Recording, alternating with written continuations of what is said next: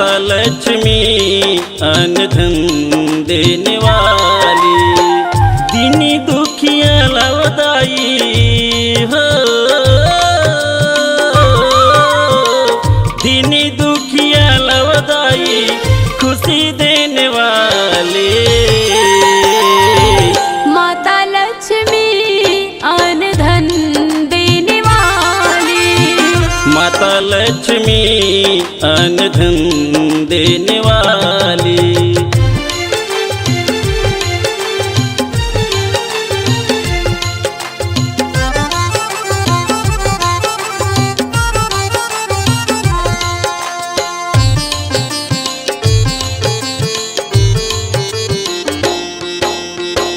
अन्न धन देवैया वदाई जग के पालनहार वो, आए हम तोर चरण माँ कर दे बेड़ा पार वो।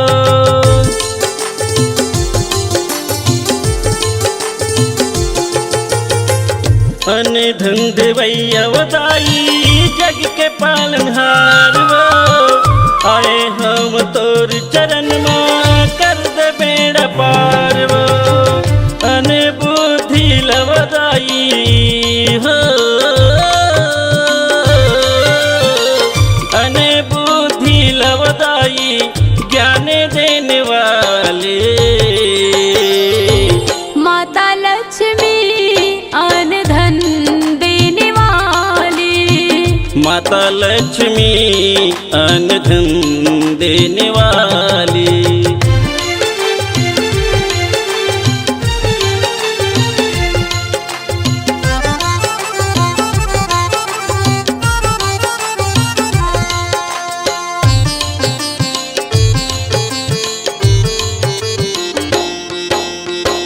जन्म जन्म के माता भाग जगा देवो, मोर गरीब के वदाई जिंदगी सजा देवो।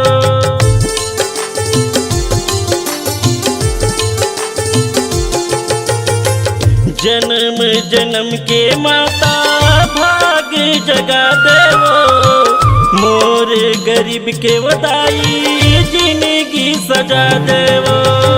मोर गरीब के वदाई हो, मोर गरीब के वदाई झोली भरने वाली। माता लक्ष्मी अन्न धन देने वाली, माता लक्ष्मी अन्न धन देने वाली, दीनी दुखिया लवदाई हो, दीनी दुखिया लवदाई खुशी देने वाली।